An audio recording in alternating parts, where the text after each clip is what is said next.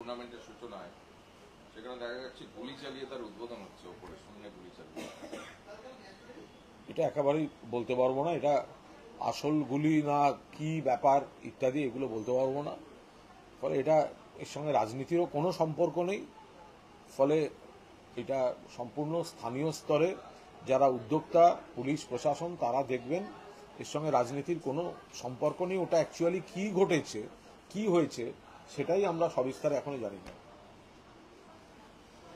আজকে করুণাময়ীতে আবার যারা যে শিক্ষকদের সুপ্রিম কোর্টে মামলা চলছে তারা আবার আজকে সেখানে বিক্ষোভ করছে। তাদের দাবি হচ্ছে তাদের চাকরি থেকে তারা বঞ্চিত হচ্ছে, এরকম যদি সব চাকরি বাতিল হয়ে যায়। দেখুন, সুপ্রিম কোর্টে যে মামলা চলছে সেটা পুরোদস্তুু সুপ্রিম কোর্টে বিচারাধীন। সেখানে এসএসসির তরফে যা যা বলার সেগুলো বলে দেওয়া হয়েছে।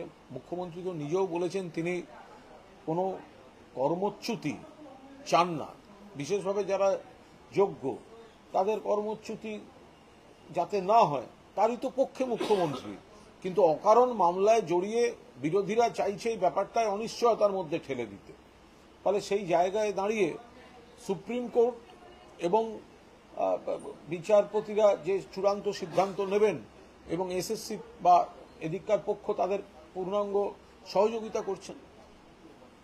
বলছি, স্যালাইন কাণ্ডে আজকে কলেজ স্কোয়ার থেকে মোহাম্মদ আলী পার্ক পর্যন্ত মিছিল করেছেন বিরোধী দলের মুখ্যমন্ত্রী, স্বাস্থ্যমন্ত্রী পদত্যাগ, স্বাস্থ্য সচিবের অপসারণ, একাধিক দাবি এবং ডাক্তারদের সাসপেনশন তুলে নেওয়া।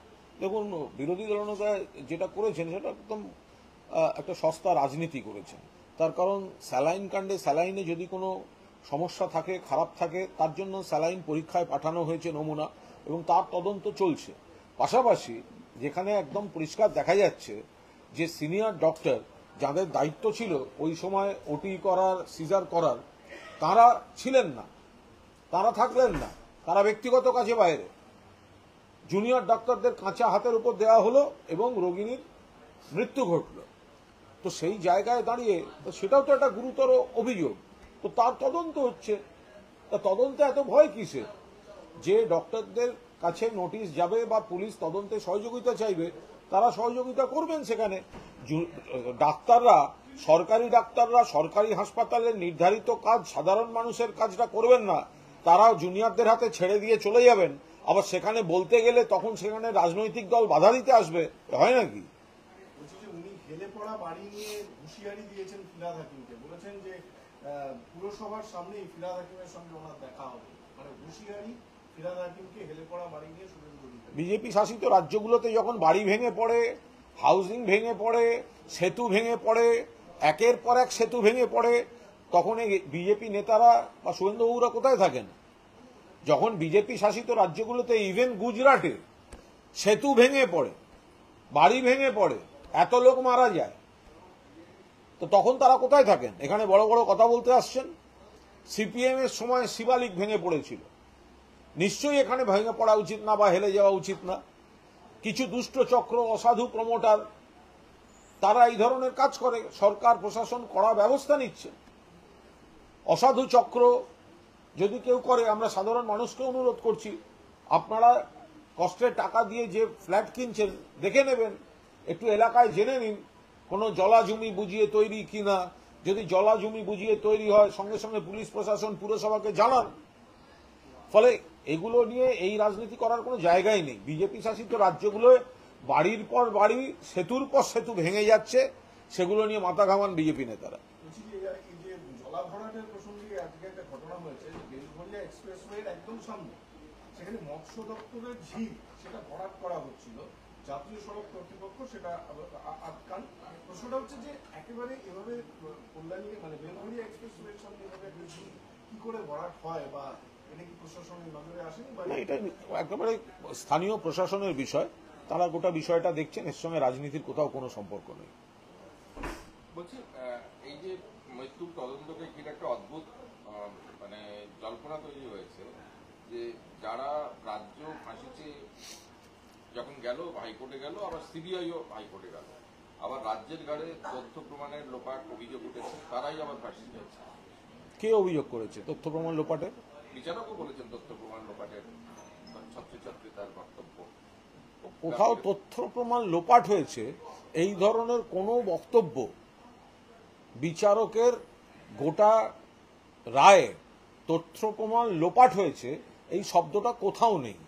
তার পর্যবেক্ষণে কিছু পদ্ধতিগত কিছু এদিক ওদিকে থাকতে পারে, কিন্তু তথ্য প্রমাণ লোপাট আরজি করের ক্ষেত্রে কোনো অভিযোগ নেই। ইনি বিভ্রান্তি ছড়ানো হচ্ছে। তার সবচেয়ে বড় প্রমাণ, তথ্য প্রমাণ ছিল বলেই ওই 3টি ধারায় দোষী প্রমাণিত হয়েছে, দোষী সাব্যস্ত হয়েছে। এই বিচারকই বলেছেন যে তথ্য প্রমাণের ভিত্তিতে ভারতীয় ন্যায় সংহিতার এই ধারায় একে দোষী সাব্যস্ত করা হলো। যে 3টি ধারায় দোষী সাব্যস্ত করা হয়েছে তাতেই শাস্তি হচ্ছে যাবজ্জীবন, আবার একই ধারায় শাস্তি হচ্ছে ফাঁসি বা প্রাণদণ্ড বা মৃত্যুদণ্ড। বিচারক কেন যাবজ্জীবন দিয়েছেন, কেন মৃত্যুদণ্ড দেননি, বা সিবিআই এর আইনজীবীরা কেন মৃত্যুদণ্ড আদায় করে আনতে পারেননি, সেটা আলাদা চ্যাপ্টার। কিন্তু তথ্য প্রমাণ ছিল না, এই যেটা ধারণা তৈরির চেষ্টা হচ্ছে এটা সম্পূর্ণ ভুয়ো, মিথ্যা। কিছু প্রশ্ন, পদ্ধতিগত প্রশ্ন যদি অবজারভেশনে থেকে থাকে তার সঙ্গে তথ্য প্রমাণ লোপাটের কোনো সম্পর্ক নেই, এবং তথ্য প্রমাণ ছিল বলেই সেই 3টে ধারায় তো দোষী সাব্যস্ত করেছেন।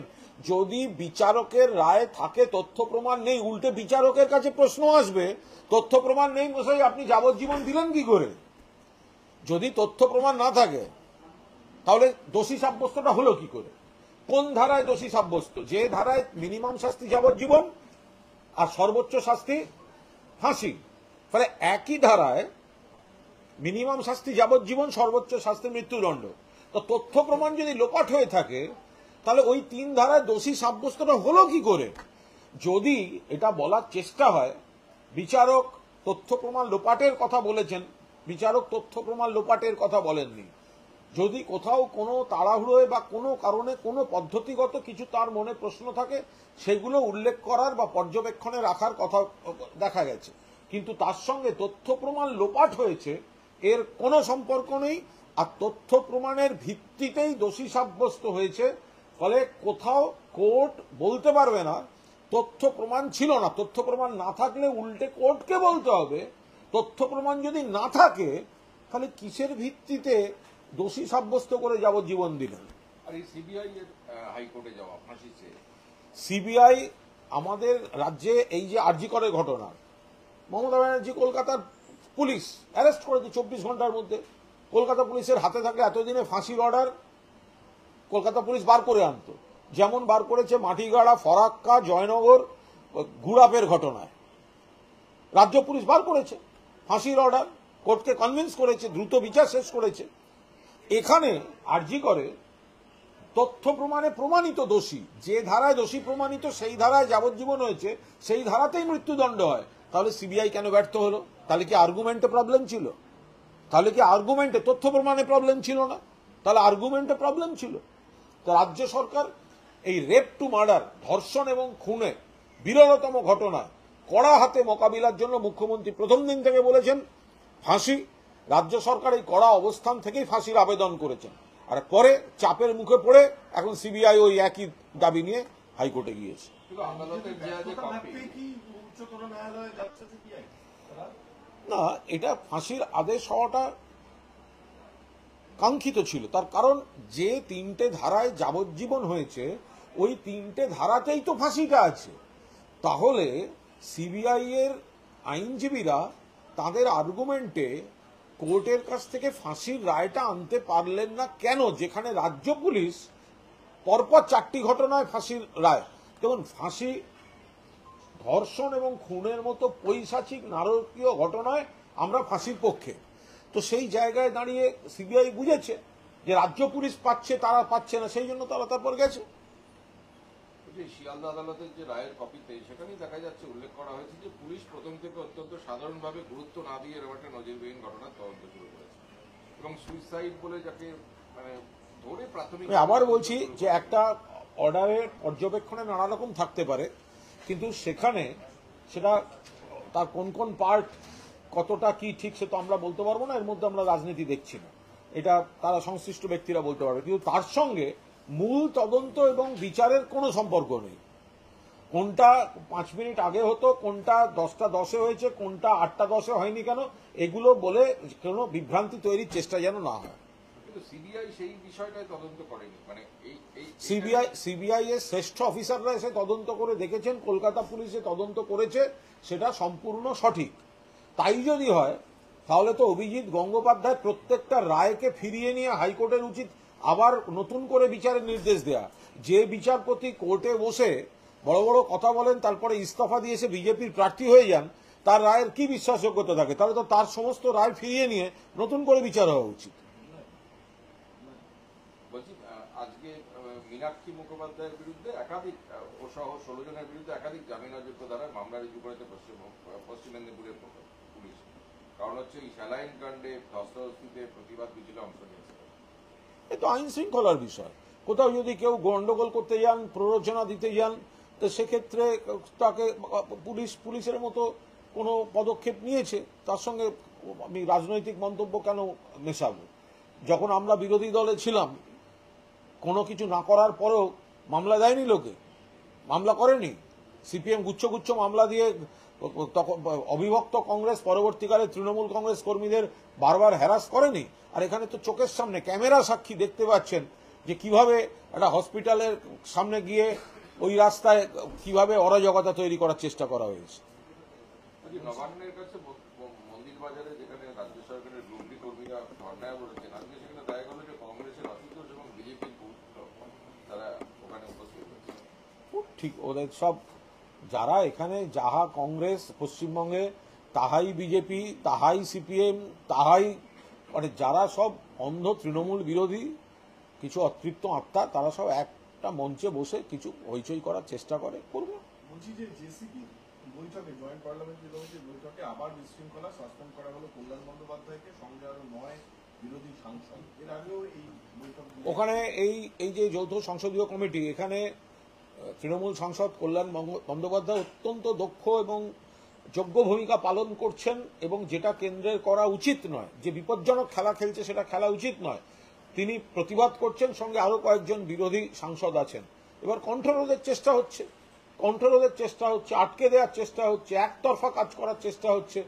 আর দেশের সংবিধানের স্পিরিটটাকে বাঁচাবার জন্য তৃণমূল কংগ্রেস এবং তার প্রতিনিধি কল্যাণ বন্দ্যোপাধ্যায় লড়ছেন। শুভেন্দু অধিকারী পোস্ট করেছেন যে ডায়মন্ডহারবারের বিষ্ণুপুরের একটা ভিডিও পোস্ট করে বলছেন যে পঞ্চায়েতের লোকজনকে জোর করে এনে একজন মহিলাকে তার পরিবার সহ বাইরে বের করে দেওয়া হচ্ছে, মানে এটাই ডায়মন্ডহারবার মডেল, মানে এটা তিনি বলছেন সেই ভিডিও দিয়ে। কোনো বিচ্ছিন্ন ঘটনা এটা এরকম ভাবে বলা যায় না। তাহলে তো মণিপুরের ছবি দিয়ে গোটা ভারতবর্ষে ওটা মোদির মডেল বলে তাহলে দেখাতে হয়। তো কোন এলাকায় কার ব্যক্তিগত পারিবারিক গন্ডগোল, কার পাড়ার গন্ডগোল, সেগুলোকে নিয়ে যদি শুভেন্দুবাবুরা সেটা অভিষেককে আক্রমণ করতে যান, ডায়মন্ড হারবার মডেল বলে আক্রমণ করতে যান, তাহলে ওদের মনে রাখতে হবে যে তাহলে মণিপুরের জ্বলন্ত মণিপুর, খুন ধর্ষণ আর মণিপুরের ছবি দিয়ে আমরা বলবো এটাই হচ্ছে বিজেপির মডেল।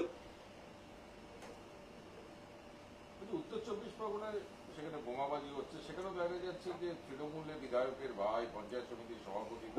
স্থানীয় বিষয়, আইনের পথে চলবে। কার নামে অভিযোগ আছে, কে কি করেছে, এগুলো তো সবসময় বোঝা যায় না, এর সঙ্গে রাজনীতির কোনো সম্পর্ক নেই। একটা ক্যালেন্ডার নিয়ে বিতর্ক বেঁধেছে যে ক্যামাক স্ট্রিট থেকে একটি ক্যালেন্ডার, সেখানে অভিষেক বন্দ্যোপাধ্যায়ের ছবি বড়, মমতা বন্দ্যোপাধ্যায়ের ছবি ছোট, সেই ক্যালেন্ডার কিছুটা মানে প্রচার করা হয়েছিল, সার্কুলেট করা হয়েছিল, তারপর সেটা ফিরিয়ে নেওয়া হয়। এখন আবার নতুন ক্যালেন্ডারে মমতা বন্দ্যোপাধ্যায়ের ছবি বড়, অভিষেক বন্দ্যোপাধ্যায়ের ছবি ছোট। এই যে প্রবীণ নবীন দ্বন্দ্ব, মমতা অভিষেক দ্বন্দ্ব, এটা কি রিফ্লেক্টেড হলো? দেখুন, আমি এই বিষয়ে কোনো মন্তব্য করব না। ক্যালেন্ডার দেয়া হয়েছে, পাল্টানো হয়েছে বা ইত্যাদি যা আপনারা প্রশ্ন করছেন, আমার জানা নেই, আমি এ নিয়ে কোনো মন্তব্য করব না। আমি শুধু এইটুকু বলি, তৃণমূল কংগ্রেস পরিবারের তরফ থেকে কোথাও কোনো ক্যালেন্ডার থাকলে বা এই ধরনের কোনো বিষয় থাকলে তো নিশ্চিতভাবেই সেখানে দলের সর্বোচ্চ নেত্রী, সর্বাধিনায়িকা মমতা বন্দ্যোপাধ্যায়ের ছবি সবচেয়ে বেশি গুরুত্ব পাবে, সব থেকে বেশি সম্মান পাবে, সেইভাবে ডিসপ্লে হবে, সেইভাবে ডিজাইন হবে, তো স্বাভাবিক ব্যাপার। ফলে এটা নিয়ে আমি এখানে কোনো মন্তব্য করব না। মমতা বন্দ্যোপাধ্যায়ের ছবি থাকবে, আমাদের সর্বভারতীয় সাধারণ সম্পাদক অভিষেক বন্দ্যোপাধ্যায়ের ছবি থাকবে, এ তো স্বাভাবিক ব্যাপার। কিন্তু নির্দিষ্টভাবে আপনারা যেটা প্রশ্ন করছেন যে ক্যালেন্ডার গিয়েছে, ক্যালেন্ডার পাল্টেছে, আমি জানি না, আমার কাছে কোনো মন্তব্য, আমার তরফ থেকে কোনো মন্তব্য নেই। আর এই বাড়ি হেলে পড়া নিয়ে বারবার একটা জায়গায় শুধু মানে কলকাতায় নয়, কোথাও বরানগর, কোথাও বিধাননগর, ট্যাংরা, আজকে তপসিয়া, বিভিন্ন জায়গায় দেখছে বাড়ি হেলে যাচ্ছে।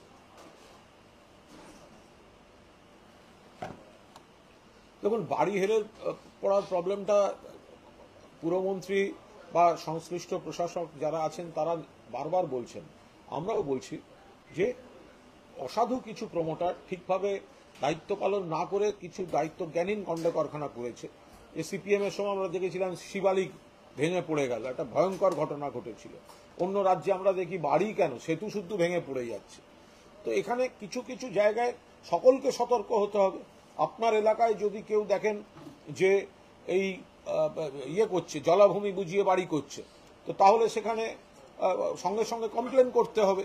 আর যারা কিনবেন তারাও তো একটু দেখে নেবেন যে ফ্ল্যাটটা কিনছেন একটু পাড়ায় খোঁজ খবর নিন, কি ছিল, সব কাগজপত্র ঠিক আছে কিনা। এবং প্রশাসনের তরফেও যথাসম্ভব নজর রাখার প্রসেস আছে, চলছে। কিন্তু এত বড় একটা বিষয়, মানে এত এলাকা নিয়ে সেখানে কোথায় কোন বাড়ি ঠিক কোন জমির উপর তুলছে, এটা প্রশাসনও যেমন দেখছে, তেমনি স্থানীয় বাসিন্দারা এবং যারা কিনছেন তারাও যদি একটু সতর্ক থাকেন, তাহলে এই অসাধু প্রমোটার চক্রকে আমরা পুরো দস্তু রুখে দিতে পারবো। বলছি যে মৃত প্রসূতির পরিবারকে নিয়ে রাজ্যপালের কাছে যাচ্ছেন, সেখানে যেতেই পারেন। এখন তাদের রাজ্যপাল, তারা যদি রাজভবনটা, শুভেন্দুবাবুরা মনে করেন ওটা রাজ্যপাল তাদের দলের পাঠানো, ফলে ওইখানটা তারা আর একটা পার্টি অফিস বলে মনে করেন রাজভবনটাকে, তো তাদের হয়তো মনে হয় যে কোথাও যায় কিছু করতে গেলে একবার কোর্টে যাই, নইলে একবার রাজভবন যাই, নইলে একবার অমুক যাই। আরে প্রসূতির মৃত্যু তো বাজে ঘটনা, সবাই নিন্দা করা হয়েছে, খারাপ ঘটনা। স্যালাইনে খারাপ থাকলে কেউ ছাড় পাবে না, টেস্টিংয়ে গেছে, আবার তদন্ত চলছে।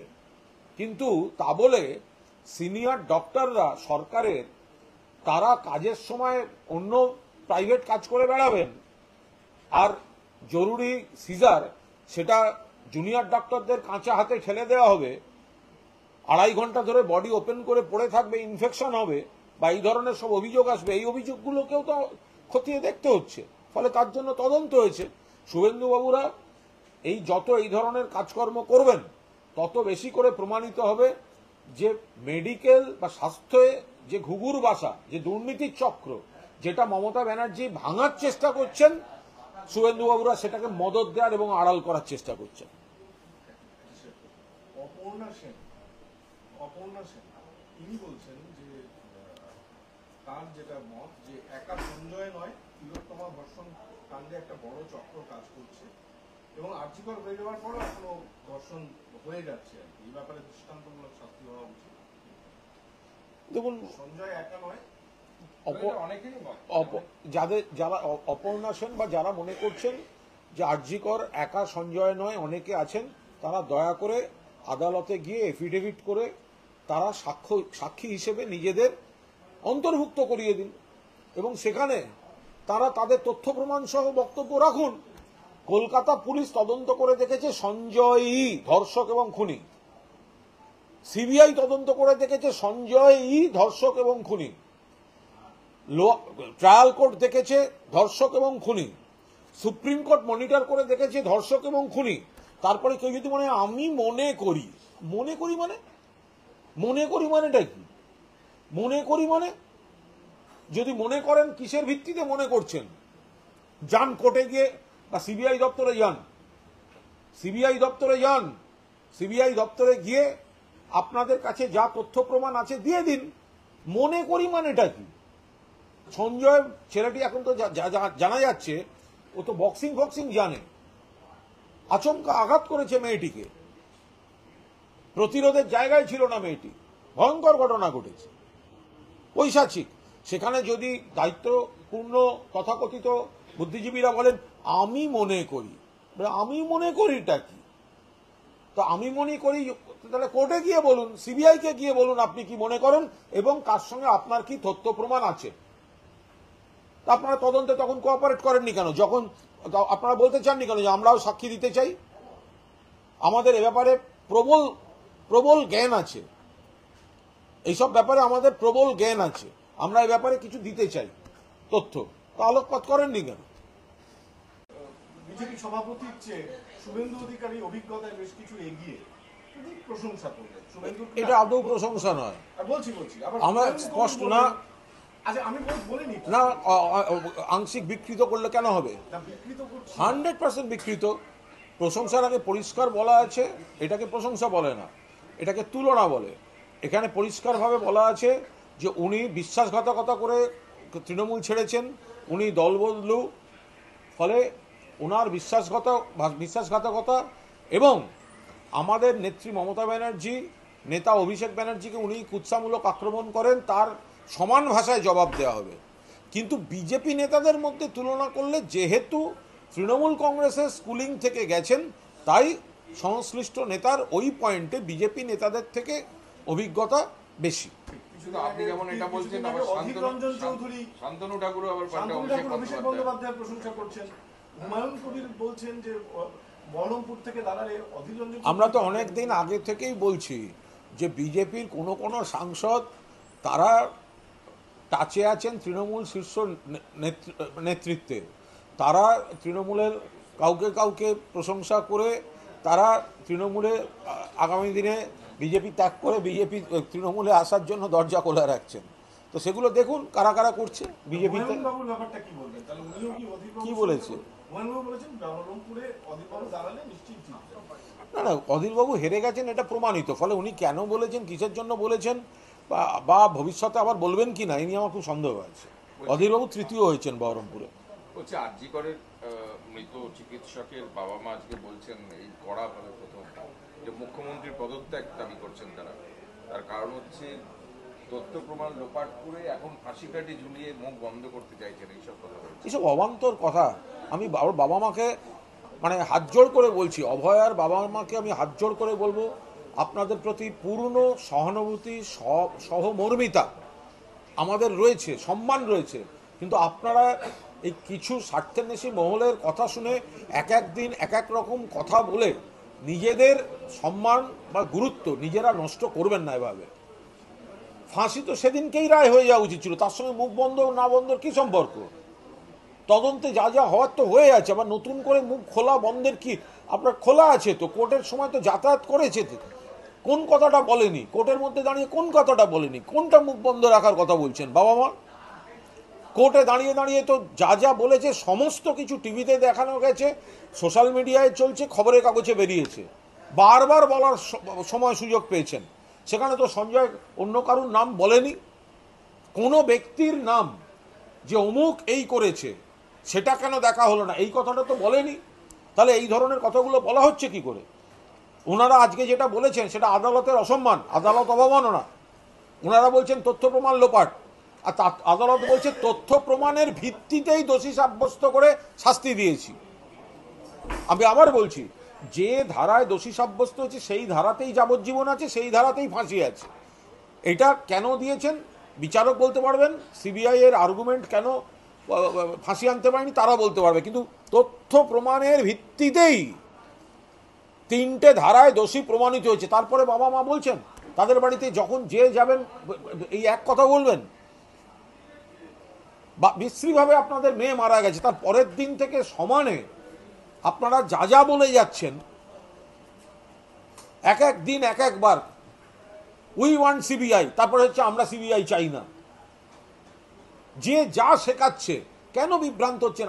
আপনাদের বুকে আগুন, চোখে জল, আমরা অনুভব করি আপনাদের মানসিক পরিস্থিতি, কিন্তু আপনারা যদি কিছু অশুভ স্বার্থান্বেষী শক্তির কথায় বারবার বিভিন্ন ধরনের কথা বলে নিজেদের সম্মান নষ্ট করেন, এটা দুর্ভাগ্যজনক। না, এগুলো সব অসার কথাবার্তা, এগুলোর কোনো মানে সারবস্তু নেই, যে মুখ্যমন্ত্রী, যে পুলিশ 24 ঘন্টার মধ্যে তার মেয়ের ধর্ষক এবং খুনিকে ধরে আনলো, তাকে ধন্যবাদ জানানোর বদলে যদি অন্য কোনো ধরনের বিরূপ মন্তব্য হয় এবং আদালতের সব প্রসেস দেখেও, তাহলে ধরে নিতে হবে যে এই অন্ধ তৃণমূল বিরোধী কিছু অশুভ শক্তির হাতে তারা পরিচালিত হচ্ছেন। আর ওই একটা খবর বেরিয়েছে, ওটা তো একটুখানি তদন্ত হওয়া উচিত, তো সিবিআই এটাও তদন্তে রাখুক যে এই যে আরজিকর আন্দোলন, সেখানে নাকি যেটা পাবলিকের কাছ থেকে টাকা তোলা হয়েছে সেটা ইভেন্ট ম্যানেজমেন্ট কমিটি, কোনো কোম্পানিকে পেমেন্ট হয়েছে। তো এই আন্দোলনটা কি স্বতঃস্ফূর্ত ছিল, না ইভেন্ট ম্যানেজমেন্ট কোম্পানিকে দিয়ে নানা ধরনের ক্যাম্পেন, আর ইভেন্ট ম্যানেজমেন্ট কোম্পানি মানে নানা রকম পোস্টার, ব্যানার, মিডিয়াকে নানা ইনপুট দেওয়া, সাজিয়ে ক্রিয়েট করা, সোশ্যাল মিডিয়ায় নানা রকম প্রচার করা। ডাক্তারদের ক্রাউড ফান্ডিংয়ের অ্যাকাউন্ট থেকে ইভেন্ট ম্যানেজমেন্ট কোম্পানিকে টাকা দেওয়া হলো কেন? তাহলে আরজিকর নিয়ে মানুষকে ভুল বোঝানোর পেছনে কারা ছিল? কেন এটা সিবিআই তদন্তের আওতায় আসবে না? কেন এই টাকাটা নিয়ে এবার ইডি তদন্ত করবে না? কি করে হতে পারে ইভেন্ট ম্যানেজমেন্ট কোম্পানি ডাক্তারদের এই অ্যাকাউন্ট থেকে কি করে সেখানে টাকা যেতে পারে? একাধিক অভিযোগ আসছে, একাধিক প্রশ্ন আসছে। আপনারা হাইকোর্টের অবজারভেশনের একটা দুটো লাইন নিয়ে প্রশ্ন করছেন, কই আপনারা যদি নিরপেক্ষ হন তাহলে ওদের অ্যাকাউন্টের যে পুরোপুরি অসংলগ্নতা রয়েছে আপনারা তো কোনো প্রশ্ন করছেন না, আপনারা তো কোথাও কোনো প্রশ্ন করছেন না। কেন দেয়া হয়েছে?